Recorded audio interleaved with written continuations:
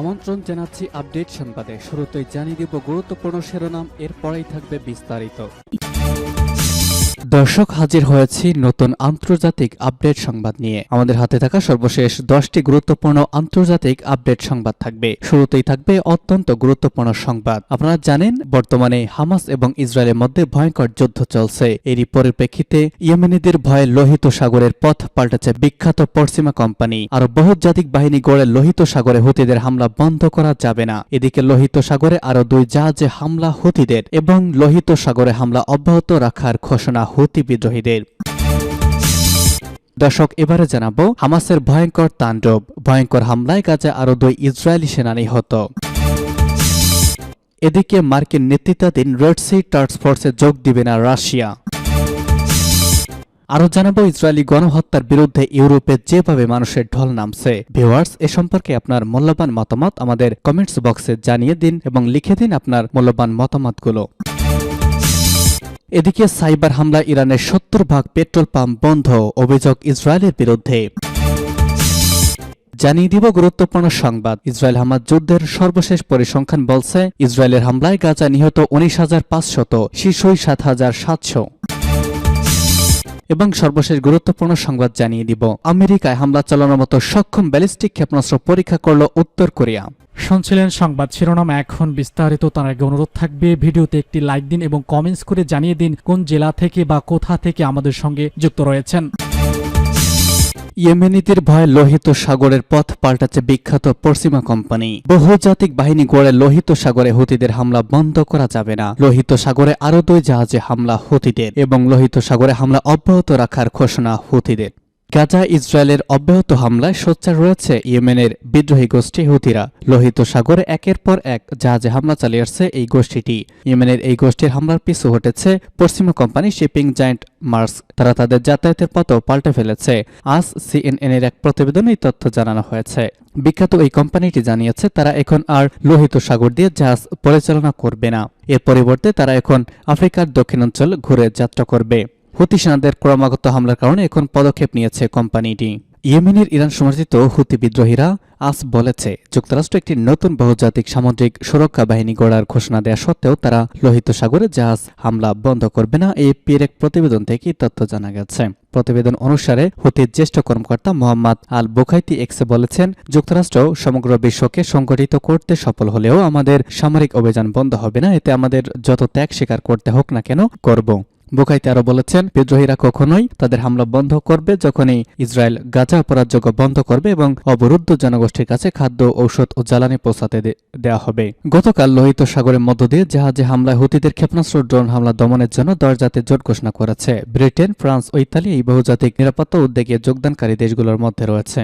এদিকে লোহিত সাগরে আরও 2টি জাহাজে হামলা চালিয়েছে ইয়েমেনের সশস্ত্র বিদ্রোহী গোষ্ঠী হুতি। পণ্যবাহী ওই 2টি জাহাজকে লক্ষ্য করে ড্রোন থেকেই হামলা চালিয়েছে ইরান সমর্থিত গোষ্ঠীটি। মার্কিন কেন্দ্রীয় কমান্ড সেনকম এই তথ্য নিশ্চিত করেছে। সেনকম জানায়, ক্যামান দ্বীপপুঞ্জে পতাকাবাহী ট্যাঙ্কার সোয়ান আটলান্টিকে ইয়েমেনের হুতি নিয়ন্ত্রিত এলাকা থেকে ড্রোন এবং ব্যালিস্টিক ক্ষেপণাস্ত্র হামলা হয়েছে। এছাড়া পণ্যবাহী জাহাজ MV ক্লারাতেও বিস্ফোরণের পাওয়া গেছে। সেনকম বলছে, একটি মার্কিন যুদ্ধজাহাজ সোয়ান আটলান্টিকের দুর্দশার ডেকে সাড়া দিয়েছে। রিপোর্ট লেখা পর্যন্ত এই 2 হামলায় কোনো হতাহতের খবর এখন পর্যন্ত নিশ্চিত হওয়া যায়নি। এদিকে হুতি আন্দোলনের একজন জ্যেষ্ঠ কর্মকর্তা বলেছেন, ইয়েমেনি গোষ্ঠী লোহিত সাগরে ইসরায়েল সংশ্লিষ্ট জাহাজগুলোকে লক্ষ্যবস্তুতে পরিণত করা অব্যাহত রাখবে। তিনি বলেন, এমনকি যদি আমেরিকা তাদের থামাতে সমগ্র বিশ্বকে একত্রিত করতে সফল হয়, তবুও তারা পিছপা হবে না। ফিলিস্তিনের ভয়ঙ্কর হামলা, এবার গাজায় আরো 2 ইসরায়েলি সেনা নিহত। গাজায় অব্যাহত হামলা চালিয়ে আসছে ইসরায়েল। এতে একের পর এক বেড়ে চলেছে মানবিক সংকট। তবে ইসরায়েলি সেনাদের প্রতিরোধে সোচ্চার রয়েছে হামাস। সর্বশেষ গাজায় আরো 2 জন ইসরায়েলি সেনা নিহত হয়েছে। আজ এক বিবিসির প্রতিবেদনে তথ্য জানানো হয়েছে। ইসরায়েলি প্রতিরক্ষা বাহিনী জানিয়েছে, গতকাল গাজায় আবারও তাদের 2 সেনা নিহত হয়েছে। গাজার উত্তরাঞ্চলে হামাসের সাথে সংঘর্ষে এসব সেনা নিহত হয়েছে। একই সময় IDF জানায়, গাজার দক্ষিণেও হামাসের সাথে তাদের ব্যাপক সংঘর্ষ হয়েছে। এই সংঘর্ষে ইসরায়েলের আরো 2 সেনা গুরুতর আহত হয়েছে। আহত ওই 2 সেনা গোলানি ব্রিগেডের 13 ব্যাটালিয়নের সদস্য। এদিকে গাজায় অভিযান চালিয়ে বিভাগের মুখে পড়েছেন ইসরায়েলের যুদ্ধবাজ প্রধানমন্ত্রী ইহুদিবাদী কট্টর ইহুদি বেনিয়ামিন নেতানিয়াহু। ফিলিস্তিনের অবরুদ্ধ গাজা উপত্যকায় ইসরায়েলি সেনাবাহিনীর অব্যাহত হামলার মধ্যে ইসরায়েলের নতুন নির্বাচনের দাবি জানিয়েছেন দেশটির বিরোধী নেতা ইয়ার লাপিড। ইসরায়েল হামাস যুদ্ধ শুরুর পর প্রথমবারের মতো কোনো ইসরায়েলি বিরোধী দলীয় নেতা নির্বাচনের আয়োজনের দাবি জানালেন, খবর আনাদোলু এজেন্সির। এদিকে অন্য সম্প্রতি এক জনমত জরিপ উঠে এসেছে, দেশের মানুষের কাছে জনপ্রিয়তা হারাচ্ছেন নেতানিয়াহু। অর্ধেকের বেশি ইসরায়েলি তাকে আর প্রধানমন্ত্রীর পদে দেখতে চান না। মার্কিন নেতৃত্বাধীন রেড সি টাস্ক ফোর্সে যোগ দিবে না রাশিয়া। লোহিত সাগরে ইয়েমেনের হুথি বিদ্রোহীদের আক্রমণ বন্ধ করার লক্ষ্যে মার্কিন যুক্তরাষ্ট্র কর্তৃক ঘোষিত বহুজাতিক নৌ টাস্ক ফোর্সে রাশিয়া অংশগ্রহণ করবে না।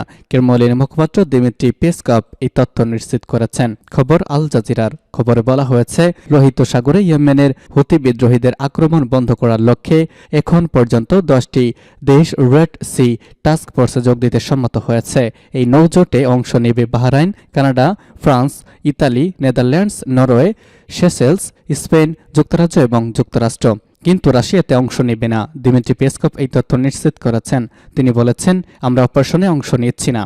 ফিলিস্তিনের গাজা উপত্যকায় ইসরায়েলি হামলার প্রতিক্রিয়ায় লোহিত সাগরের মধ্য দিয়ে যাত্রা করা আন্তর্জাতিক জাহাজগুলোকে লক্ষ্য করে ইয়েমেনের হুথিরা বিদ্রোহীরা লক্ষ্য করেছে। তারা এসব পরিবহনগুলোর দিকে ক্ষেপণাস্ত্র ও ড্রোন হামলা চালাচ্ছে। মূলত ইসরায়েলি জাহাজ বা ইসরায়েলি দিকে যাওয়া জাহাজগুলোকে লক্ষ্যবস্তু করা হচ্ছে। নভেম্বর থেকে শুরু হওয়া এসব হামলা বন্ধে প্রথম থেকে সোচ্চার ছিল যুক্তরাষ্ট্র। খবরে বলা হয়েছে, রেড সি টাস্ক ফোর্স দক্ষিণ লোহিত সাগর ও ইডেন উপসাগরে যৌথ টহল পরিচালনা করবে। এর মাধ্যমে হুতিদের হামলা মোকাবেলা করবে। চলতি মাসের শুরুতেই এই ধরনের একটি টাস্ক ফোর্স গঠনের চিন্তা করেছিল যুক্তরাষ্ট্র। ইসরায়েলি গণহত্যার বিরুদ্ধে ইউরোপে যেভাবে মানুষের ঢল নামছে, গত 7 অক্টোবর থেকে ফিলিস্তিনের গাজা উপত্যকায় নির্বিচারে বোমা হামলা চালিয়ে যাচ্ছে ইহুদিবাদী ইসরায়েল। এরপর 28 অক্টোবর থেকে ওই উপত্যকায় স্থল হামলা শুরু করেছে ইসরায়েলি বাহিনী। এরই মধ্যে ভয়াবহ আগ্রাসন নিহত ফিলিস্তিনের সংখ্যা দাঁড়িয়েছে প্রায় 19,500।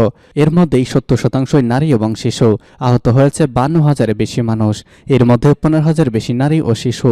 এছাড়াও 8,000-এর বেশি ফিলিস্তিনি নিখোঁজ রয়েছে। তা সত্ত্বেও পশ্চিমা সংবাদ মাধ্যম ইসরায়েলে আত্মরক্ষার অধিকার আছে মর্মে সম্মানের সংবাদ প্রচার করে যাচ্ছে। তারা চলমান বোমা হামলার তীব্রতার কথা বলছে খুবই সামান্যই। তবে ইসরায়েলের খবর এই আগ্রাসন ইতিমধ্যেই গণহত্যায় রূপ নিয়েছে বলেই অনেকেই মন্তব্য করেছেন। এর পরিপ্রেক্ষিতে বিশ্বজুড়ে বাড়ছে ইসরায়েল বিরোধী বিক্ষোভ। গাজা সমর্থনে ও ইসরায়েলের বিরুদ্ধে প্রায় প্রতি সপ্তাহে বিক্ষোভ হচ্ছে বিশ্বের বিভিন্ন স্থানে। বিক্ষোভ মিছিলের সংখ্যাও বাড়ছে। অভিযোগ ইসরায়েলের বিরুদ্ধে সাইবার হামলা, ইরানের 70% পেট্রোল পাম্প বন্ধ। ইরান জুড়ে পেট্রোল পাম্পে সাইবার হামলা চালিয়েছে একটি হ্যাকার দল। দলটি ইসরায়েলের সঙ্গে সংশ্লিষ্ট বলে দাবি করেছে ইরান। ওই সাইবার হামলার কারণে গতকাল দেশ জুড়ে পেট্রোল পাম্পে জ্বালানি সরবরাহ অব্যাহত হয়েছে বলে জানিয়েছে দেশটির রাষ্ট্রীয় টেলিভিশন। তেলমন্ত্রী জাভেদ ওজি ইরানের রাষ্ট্রীয় টেলিভিশনকে বলেছেন, বিদেশি হস্তক্ষেপের কারণে প্রায় 70% পেট্রোল পাম্পের সেবা ব্যাহত হয়েছে। সাইবার হামলার জন্য প্রিডেটরি স্প্যারো গ্রুপকে দায়ী করেছে ইরানের রাষ্ট্রীয় টেলিভিশন। এই ঘটনায় একটি বিবৃতি দিয়েছে প্রিডেটরি স্প্যারো গ্রুপ। ইরানের রাষ্ট্রীয় সংবাদ মাধ্যম বিবৃতিটি প্রচার করেছে।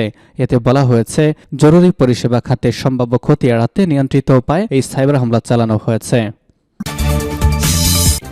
এবং সর্বশেষ জানিয়ে দিব, গাজায় নিহত 19,500, শিশু 7,700 ছাড়ালো। ফিলিস্তিনের গাজা ইসরায়েলের হামলা এখনো পর্যন্ত প্রায় 19,500 মানুষ নিহত হয়েছেন। এরই মধ্যে শিশু 7,700-এর বেশি। হামাস নিয়ন্ত্রিত গাজা স্বাস্থ্য মন্ত্রণালয় তথ্য জানিয়েছে। গাজা স্বাস্থ্য মন্ত্রণালয় জানিয়েছে, গত 7 অক্টোবরের পর থেকে গতকাল পর্যন্ত ইসরায়েলের হামলায় গাজায় মোট নিহত 19,500। এর মধ্যে 7,700 শিশু এবং 5,153 জন নারী।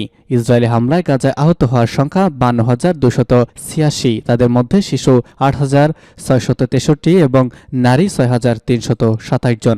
এছাড়া গাজায় এখনো প্রায় 8,000 মানুষ নিখোঁজ।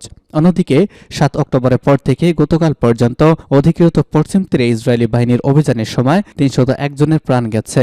এর মধ্যে 72 জন শিশু আহত হয়েছেন। 3,300